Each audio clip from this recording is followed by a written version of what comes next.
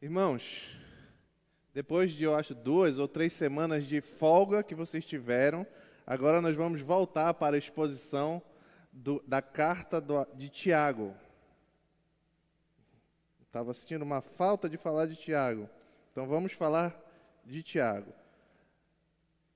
Na carta de Tiago, e na sequência que nós temos considerado, nós vamos considerar hoje o versículo 4, o capítulo 4, os versículos 13 e 14. Tiago, abra a palavra do Senhor em Tiago, capítulo 4. Hoje vamos considerar os versículos 13 e 14. Eu tentei fazer de 13 a 17, mas não deu. Só deu para chegar até o 14, porque ficou grande, e aí vamos repartir. Está em parte 1. Vamos lá. A Escritura Sagrada revela que, dentre tantas características que recebemos do nosso Senhor, do nosso Deus, uma delas é a habilidade, a capacidade de planejar. Planejar, isso mesmo. Deus é um planejador, um hábil planejador. A narrativa da criação deixa isso bem claro, essa realidade de Deus. Notem que desde lá, do ato criacional, dos atos criacionais de Deus, existe uma pertinente lógica organizacional. Lá, para quem lembra dos 6 primeiros dias da criação, nós vemos que nos dias 1, 2 e 3, existe um grupo de acontecimento. E no dia 4, 5 e 6, outro grupo de acontecimento. O que está um pouco confuso, mas vamos, tenha fé, tenha firmeza, vamos lá. Observem, só lembrem, tragam à memória como foi a criação, e eu vou citar rapidamente, e depois você pode, se quiser, em casa, checar lá no livro Gênesis, capítulo 1. Mas os 3 primeiros dias, o dia 1, 2 e 3 da criação, são dias básicos. E os dias 4, 5 e 6 são complementares a esses dias básicos. Foi assim que Deus planejou a criação. Observe, no dia 1, Deus cria a luz. No dia 4, o básico. Dia 1, básico. Dia 4, complementar. No dia 4, que é o dia complementar, o dia 1, ele cria os corpos celestes.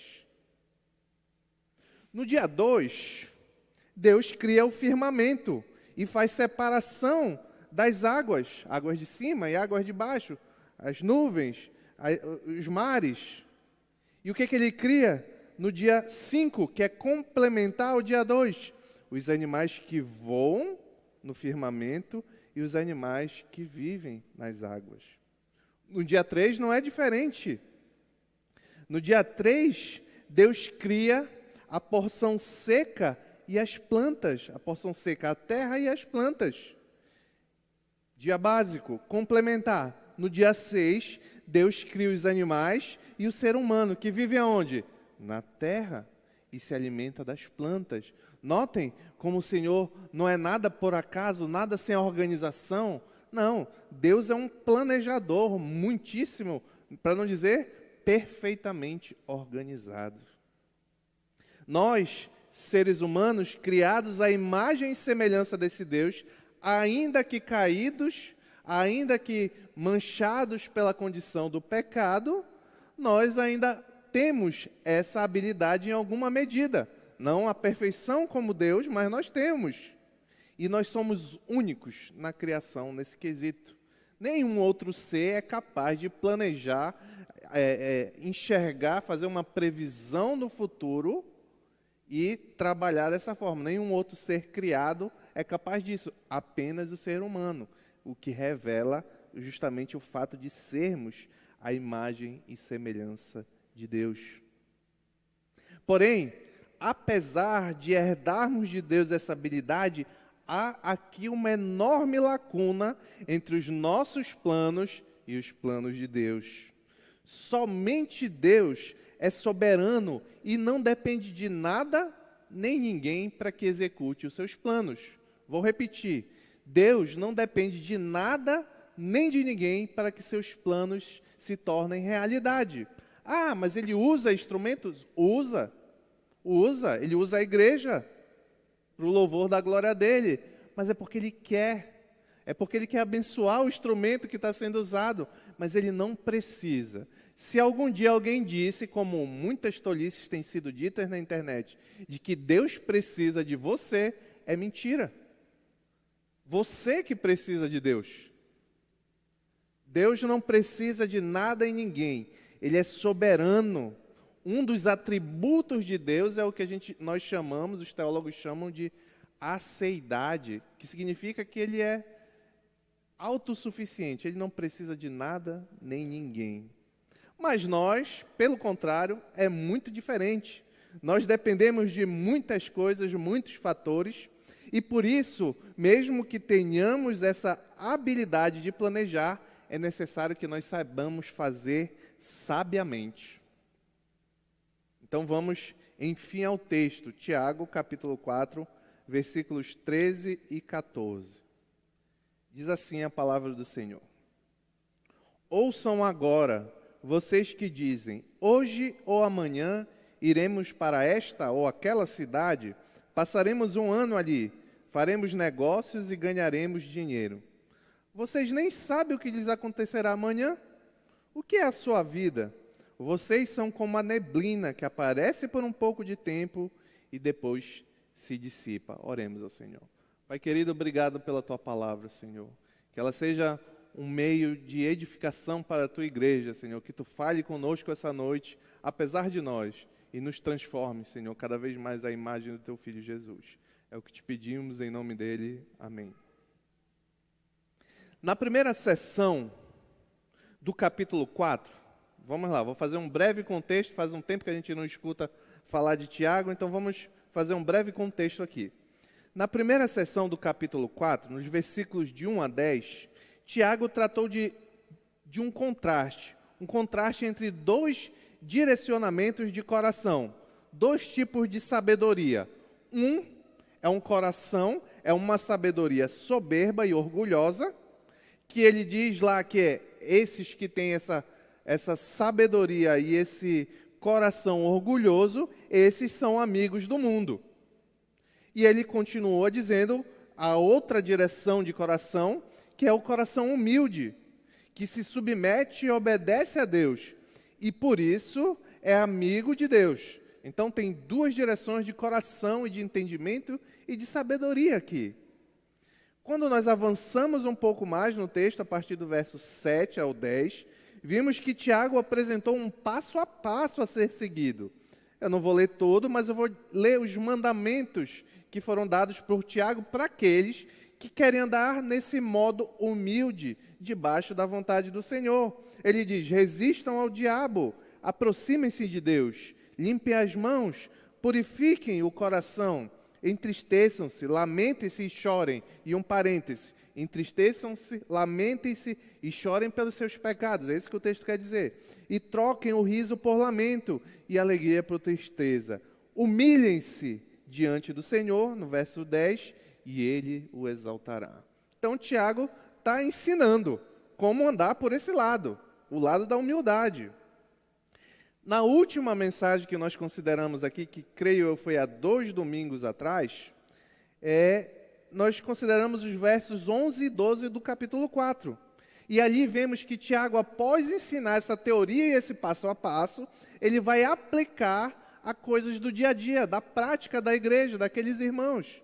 E nós vimos ali que o que quer andar com sabedoria humilde e obediente ao Senhor, este não pode ser um difamador e um julgador.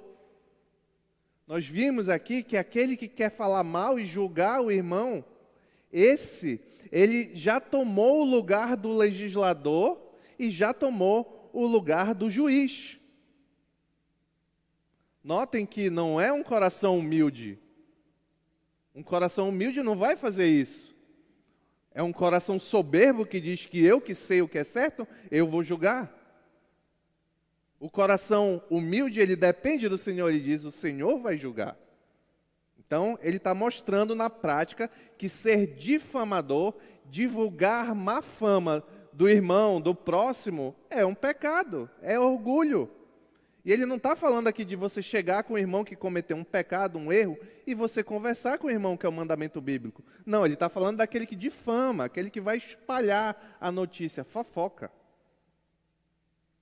Agora, na sequência, o Tiago vai continuar aplicando este mesmo direcionamento de coração humilde, mas em uma outra prática, na prática do planejamento. E esse é o primeiro ponto que eu queria destacar da série total do planejamento, né, que vai até o verso 17, mas hoje nós vamos considerar apenas o 13 e o 14. E esse primeiro ponto eu chamei de planejamento tolo. Está lá no verso 13, vamos ler novamente. Ouçam agora vocês que dizem, hoje ou amanhã iremos para esta ou aquela cidade, passaremos um ano ali, faremos negócios e ganharemos dinheiro. Aqui, o que Tiago está querendo chamar a atenção? Aqui Tiago quer chamar a atenção para pessoas, para um grupo de irmãos daquela igreja, que estavam, da igreja destinatária da carta que ele escreveu, estavam fazendo todos os seus planejamentos para o futuro, sem pensar, sem considerar a existência de Deus. Era esse era o ato de soberbo. Assim, então, como um pensamento, um coração humilde, ensinado por Tiago, que segue a sabedoria do alto, que nós já vimos aqui, mostra que é ato de soberba difamar o próximo e automaticamente nos colocar como legislador e juiz, da mesma forma, planejar o futuro, planejar qualquer coisa na frente, ignorando a existência de Deus, é um ato de arrogância. Eu não preciso de Deus. Eu vou fazer isso e aquilo e eu posso fazer sozinho. É essa arrogância que Tiago está querendo destacar aqui. O desvio aqui na prática, que Tiago está ressaltando, é o fato de não orar. É o fato de planejar, mas não colocar os planos em oração diante do Senhor, quanto aos nossos projetos e como nós cometemos essa falha. Pensamos o que vamos fazer hoje, amanhã, ano que vem, mas não colocamos diante do Senhor. E isso, pelo menos, deveria ser um erro, uma prática equivocada dos cristãos. Porque quem não é cristão, quem é ímpio, não tem que colocar nada diante do Senhor de qualquer jeito. Mas Tiago está falando com cristãos que conhecem a Deus, mas que planejam sem colocar nada diante do Senhor, sem levar os seus planos ao Senhor, para que Ele, sendo da vontade dEle, se cumpram o nosso planejamento. E Tiago chama a atenção a este equívoco, e ele chama veementemente. Aí no início do verso 13, ele diz, ouçam agora. É claro que já se está lendo a carta. A carta ela é completa. Nós temos organizada de forma que tem versículos, capítulos e subtítulos, etc. Mas a carta que Tiago escreveu não tinha nada disso. Ela era ato contínuo, era como você lê uma carta que você recebe de alguém. E ali, e quando ele coloca assim no início da frase, ouçam agora, ele quer chamar uma atenção especial para o que ele vai dizer. E aqui ele cita o problema. Provavelmente o problema de muitos irmãos dispersos. Por que eu digo dispersos? Já conversamos aqui sobre o contexto. Ali, naquele contexto dos destinatários da carta de Tiago, eram irmãos cristãos que tinham saído do judaísmo e se convertido ao cristianismo. E, em razão disso, começaram a ser perseguidos. E aí foram expulsos de suas terras e de suas casas. Então, esses irmãos, naturalmente, tinham que arrumar algum meio de sobreviver. Eles tinham saído de suas terras, talvez tinham plantações, talvez animais, etc. Agora eles tinham sido expulsos porque se entregaram a Jesus Cristo e eles tinham que arrumar um meio de tirar o sustento. Só que esses irmãos estavam dizendo o que diz na sequência do verso 13, a frase que Tiago bota, Tiago não, mas na tradução é colocado entre aspas. Diz assim: hoje ou amanhã iremos para esta ou aquela cidade, passaremos um ano ali, faremos negócios e ganharemos dinheiro. Não há mal nenhum. O texto não condena o fato daqueles homens terem a ocupação de negociantes. Nem tampouco o texto não condena o fato de vender, de comprar ou de ter lucro. Não é esse o problema. Não tem problema, digamos assim, no que eles estão planejando, mas o que eles não estão levando em consideração no planejamento. E a prática daqueles homens, apesar de eles terem sido expulsos de seus lares por supostamente seguir a Cristo, mas era uma prática de homens que viviam como se Deus não existisse. A carta de Tiago é um intenso chamado à coerência. Homens que se diziam cristãos estavam planejando e achando que o futuro, que eles que eram soberanos. Não dá a entender isso no texto? E veja como o planejamento daqueles homens, olhando para o futuro, era complexo e completo. Eles consideravam o tempo. Eles diziam, hoje ou amanhã. Eles consideravam as pessoas envolvidas, nós. Eles consideravam o lugar, a cidade tal. Eles consideravam até o tempo de execução. Passaremos um ano. A atividade, negociaremos. E o resultado? Teremos lucro. Parece perfeito, né? Tudo encaixa nesse plano. Mas o que ficou faltando? O que ficou faltando nesse plano? Eles não consideraram em momento nenhum a existência de Deus. Precisamos fazer planos para o futuro. E fazemos. E é um dom que recebemos de Deus poder planejar. Mas, sempre que fizermos esses planos, confiando unicamente na nossa capacidade, na nossa inteligência, na nossa saúde, no nosso dinheiro, na nossa força, é pecado. Esse tipo de sabedoria é diferente da que Tiago está querendo ensinar. É diferente da sabedoria humilde. É uma sabedoria soberba. E, meus irmãos, olha que exemplo inquietante do uso dessa sabedoria. Abra a palavra do Senhor em Isaías. Isaías capítulo 14. Vou ler os versículos 13 a 15. A semelhança é gritante. Olha quem planejou de forma bem parecida aqui. Isaías capítulo 14, versículo 13 e 15.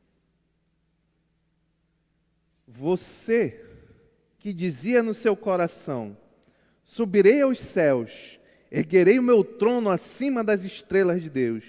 Eu me assentarei no monte da Assembleia, no ponto mais elevado do Monte Santo.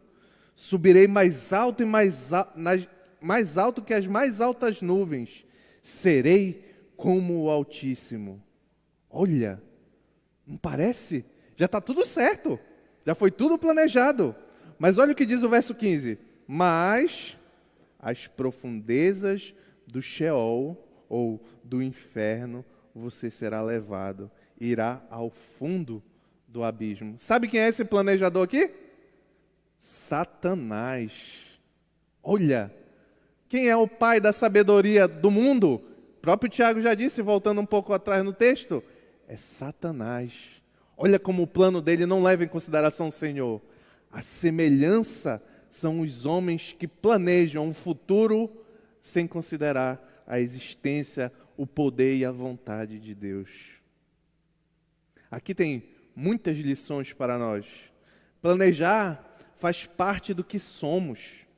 Únicos na criação com essa habilidade. Porém, existem dois tipos de planos. Um que não considera a Deus e os que consideram a Deus. Os orgulhosos planejam sem considerar a Deus, Seus planos cegam, seus planos orgulhosos os cegam para a realidade. A semelhança de Satanás. Satanás estava crente que ele ia cumprir aquilo ali. Porque era o plano dele, ele deve ter meticulosamente traçado uma estratégia. Satanás é um ser hábil, inteligente. Ele traçou uma estratégia que parecia brilhante. Mas ele não considerou que existe um Deus que é soberano sobre todas as coisas. Ele não viu o ridículo e a inutilidade dos seus atos. Como podemos nós, então, que nos dizemos cristãos, fazer planos para a nossa vida como se o Senhor não existisse? É uma tolice completa, a exemplo de Satanás. E eu queria fazer uma pergunta para você, meus irmãos, para vocês, meus irmãos. Você tem considerado Deus nos seus planos? Você tem considerado Deus nos seus planos profissionais?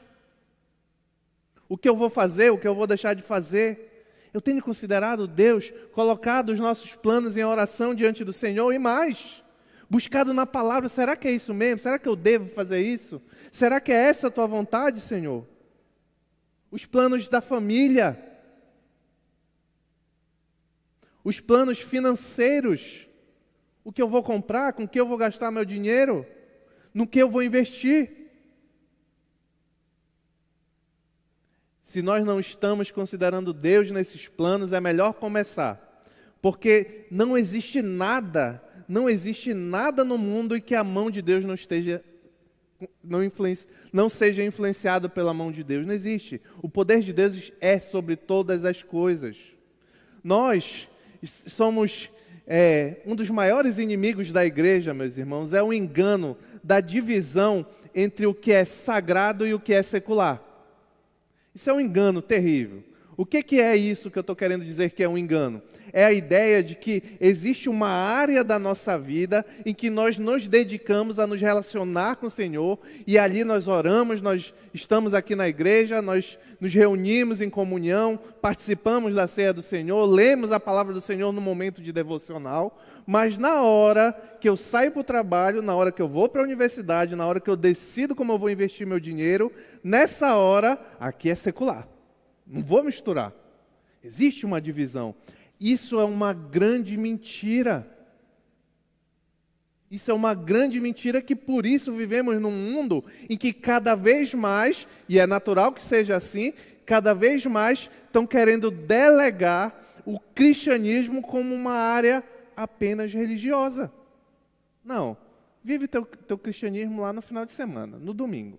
Vive teu cristianismo. No máximo, tu vai lá e vive teu cristianismo na quarta, né? No culto de oração. Mas aqui, quando você está trabalhando, aqui quando você está investindo, aqui quando você está planejando a sua família, não, aqui não entra o cristianismo. Essa é a mentira da divisão entre secularismo e sagrado. Um outro problema comum dos que praticam essa tolice de planejar sem considerar a existência de Deus é eu chamei assim, é curioso, mas eu chamei de o problema do Deus acessório. O que cargas d'água é o Deus acessório? Infelizmente existe muito.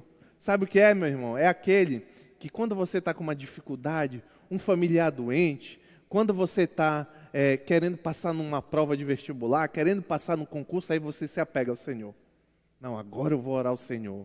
Agora eu vou todo tempo para a igreja, leio a palavra, oro lá em casa, me ajoelho, oro no meu quarto em secreto, que não é assim que a palavra diz. E eu oro, isso é bom. Não é ruim, não tem nada de ruim nisso, isso é bom. Mas quando passa, quando é curado, aí pronto. Já usou o Deus acessório, não precisa mais. Essa é uma falha de quem planeja de forma soberba. Eu vou orar enquanto eu preciso, mas depois eu consigo sozinho. Eu não estou mais doente, eu estou com dinheiro, tá de boa, então agora eu não preciso mais orar ao Senhor. Como você tem feito os seus planos, querido? Visado, em primeiro lugar, santidade? Quem planeja pensando em santidade a sua vida? Ou você tem pensado muito mais em rentabilidade? Em quanto eu vou oferir? Nós devemos pensar em santidade, em vitória contra o pecado. Eu não vou fazer isso aqui, esse tipo de planejamento, porque aquilo ali pode me atrair à pecaminosidade. Pode me fazer cair. É melhor eu ter pouco dinheiro do que muito. Outra coisa que muito particularmente me entristece, eu creio que devem entristecer todos que, pela misericórdia do Senhor, têm algum tipo de liderança na igreja. Sabe o que é? Que é um exemplo também de quem planeja sem pensar na vontade do Senhor, sem considerar a existência de Deus. Aqui, a nossa igreja, uma igreja grande, tem muitos ministérios e muitas pessoas servindo. Às vezes, a nossa vida aparece oportunidades, né? Aparece a oportunidade de um emprego diferente, que o meu horário vai mudar. Às vezes aparece um emprego que eu tenho que mudar de cidade. Mas nunca vi, salvo raríssima exceção, ninguém tratar dessas oportunidades considerando o ministério que possui na igreja. Nunca vi isso. Não, eu quero fazer isso, eu quero fazer aquilo. Aí o acessório é o ministério. Não, como eu passei nesse concurso agora, o mais importante é o que eu passei no concurso. O mais importante é eu fazer isso. Poxa, apareceu uma oportunidade para ir para aquela cidade. Tem uma igreja lá para eu congregar? Não, não tem, mas o mais importante é a minha carreira. Quem pensa, olha, por muitos anos eu não pensei. Agora, pela graça abundante do Senhor, eu tenho que pensar em tudo nesse quesito. Mas por muitos anos eu não pensei. Meus planos, eu servia, mas aí se tivesse alguma coisa que me impedisse, deixava de lado o ministério. Mas olha, será que esse é o caráter do servo? Do escravo do Senhor? Porque a palavra servo na Bíblia, ela significa escravo. Não. Esse é o planejamento de quem é soberbo.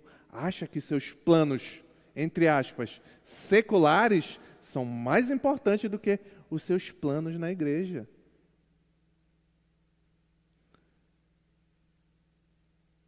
O segundo ponto, um planejamento incerto. Está lá no versículo 14. Vocês nem sabem o que lhes acontecerá amanhã. O que é a sua vida? Vocês são como a neblina que aparece por um pouco de tempo e depois se dissipa. O plano dos tolos e soberbos ignora a vontade de Deus e por causa disso possuem duas graves falhas. A primeira é que eles não consideram a incerteza da vida. O texto diz aí, no início, na parte A, vocês nem sabem o que lhes acontecerá amanhã. Aqueles negociantes estavam fazendo planos seguros para um ano,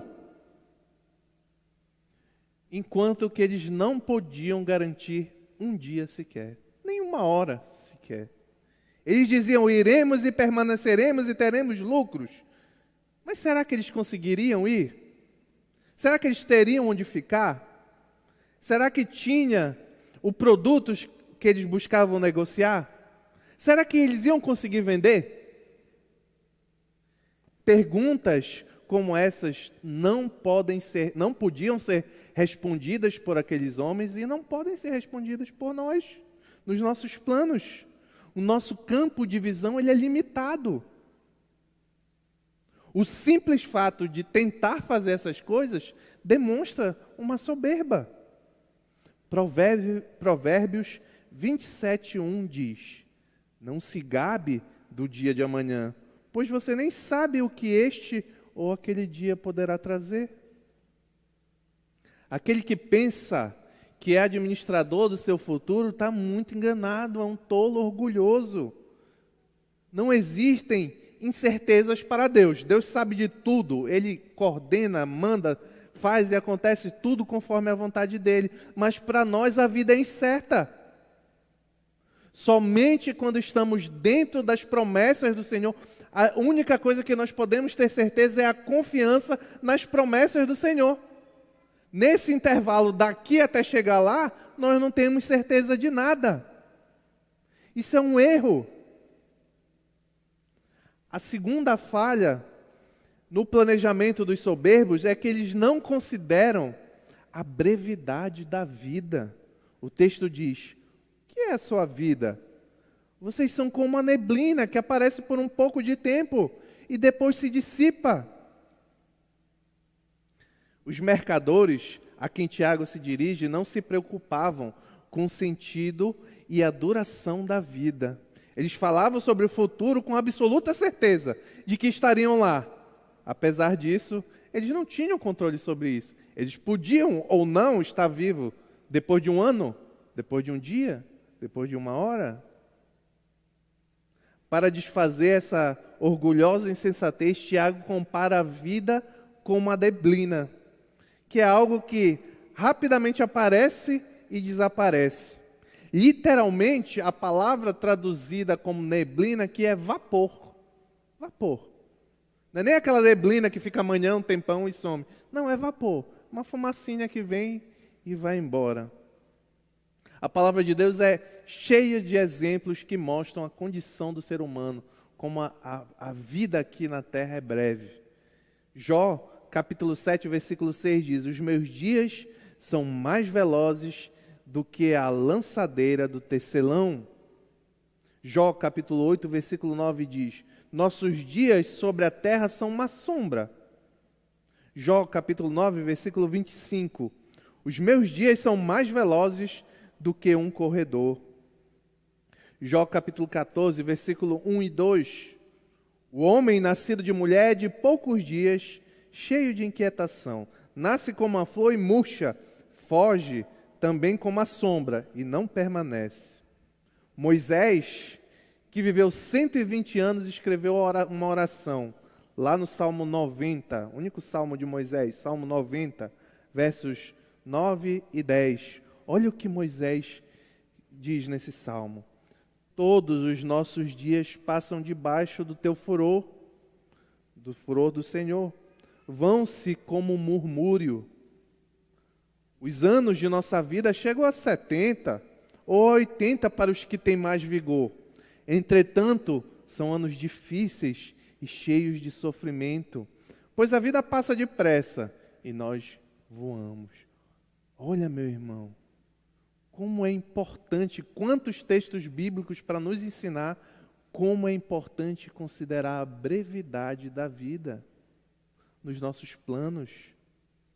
É muito mais sábio aquele que planeja considerando isso, porque é verdade. Não adianta de nada você planejar 30 anos, você imagina, olha a tolice, imagina um senhor de 80 anos que planeja algo daqui a 40, confiando que vai viver 120. É um tolo. Porque a não ser que Deus tenha algo especial para esse homem, é muito difícil viver 120 anos. Entendeu? A semelhança somos nós quando planejamos 1 ano, 2 anos. Não é que nós não devemos planejar, mas nós devemos sempre trazer e esperar na confiança do Senhor. Essa postura que esses homens tiveram de não considerar a brevidade da vida e as incertezas da vida, é a que Jesus reprova na parábola do rico insensato. Abra a palavra do Senhor aí em Lucas. No Evangelho de Lucas capítulo 12, versículos a partir do 16. Olha a parábola que nosso Senhor Jesus Cristo conta. Lucas capítulo 12, versículos a partir do 16. Diz assim: então lhes contou essa parábola, Jesus. A terra de certo homem rico produziu muito. Ele pensou consigo mesmo: o que vou fazer? Não tenho onde armazenar minha colheita.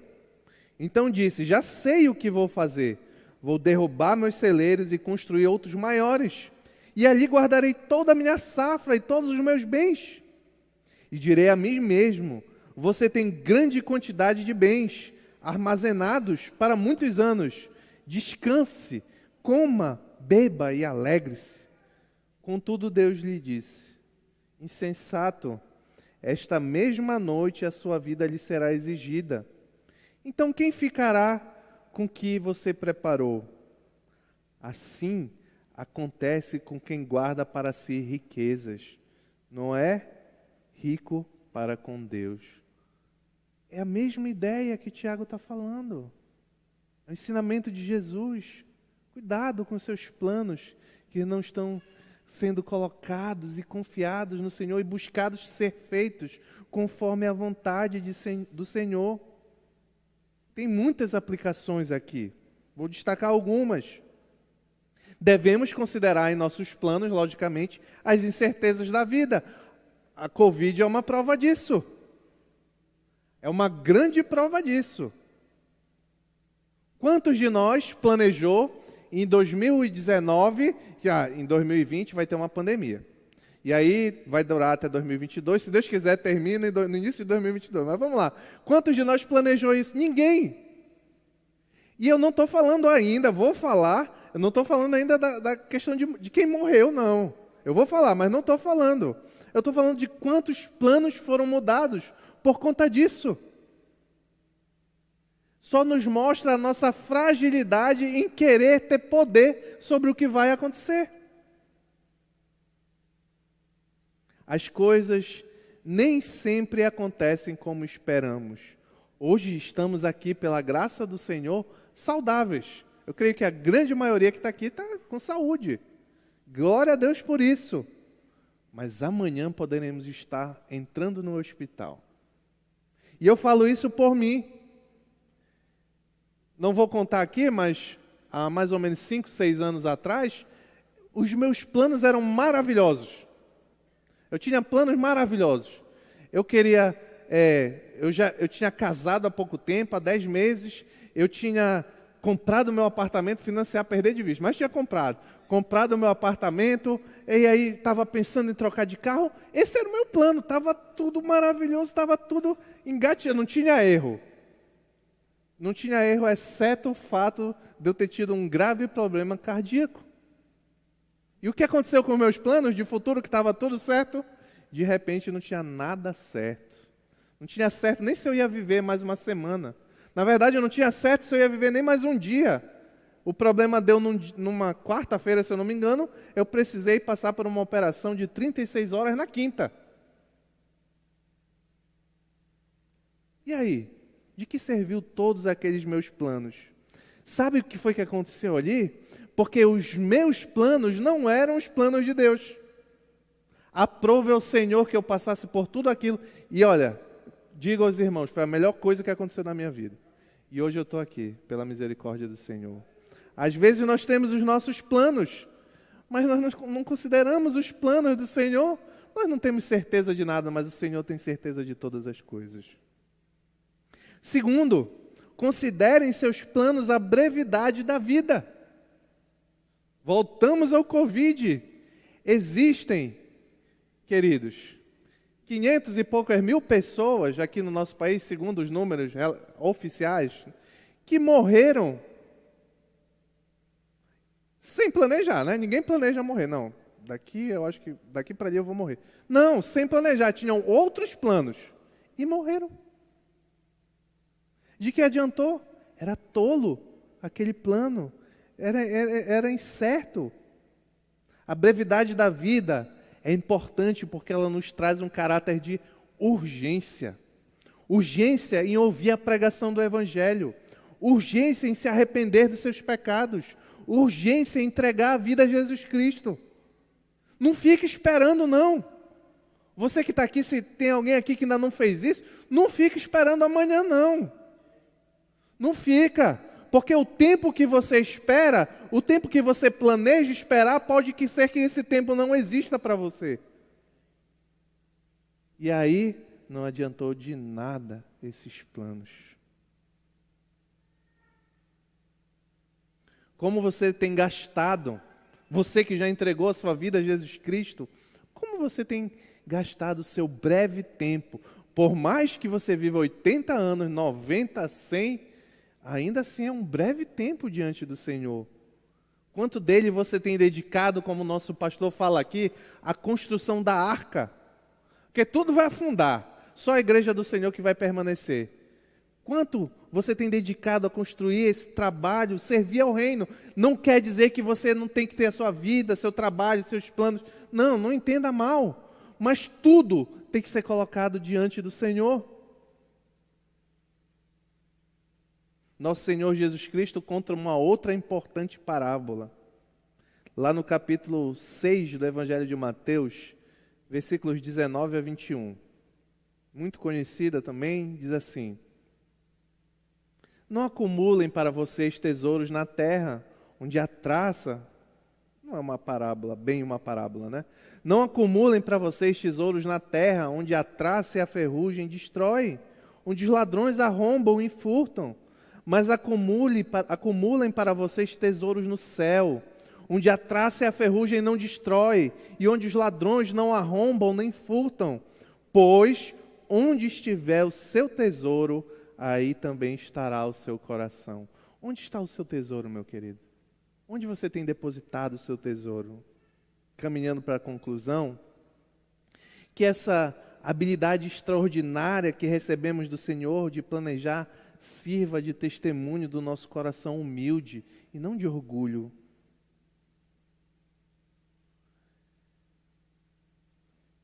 O que nós faremos então? Essa é uma pergunta que muitos fazem. O que o futuro nos reserva? Não deve ser a pergunta do crente. O crente já sabe que o futuro está reservado. A morte não termina a vida do crente. Mas o nosso futuro aqui deve ser considerado diante do Senhor. O autor de Eclesiastes considerou várias vezes a brevidade da vida. E como não fazia sentido, como não encontrou sentido em buscar em bens materiais, em riqueza, prazeres e etc. E na conclusão do seu livro, ele fala algo interessante. Olha a conclusão desse homem. Ele diz lá no capítulo 12, versículo 13 e 14. Agora que já se ouviu tudo, aqui está a conclusão. Tema a Deus e obedeça os seus mandamentos, porque isso é essencial para o homem. Pois Deus trará a julgamento tudo o que foi feito, inclusive tudo o que está escondido, seja bom, seja mal. O catecismo puritano, compilado por Charles Spurgeon, o príncipe dos pregadores, ele responde a seguinte pergunta: qual é o fim principal do homem? E quando eu digo homem, ser humano, né? Não tem que estar dizendo homem e mulher. A língua portuguesa é assim. Quando eu digo homem, é ser humano. Qual é o fim principal do homem? E ele responde: o fim principal do homem é glorificar a Deus e deleitar-se nele para sempre, e alegrar-se nele para sempre. Em nome de Jesus, amém.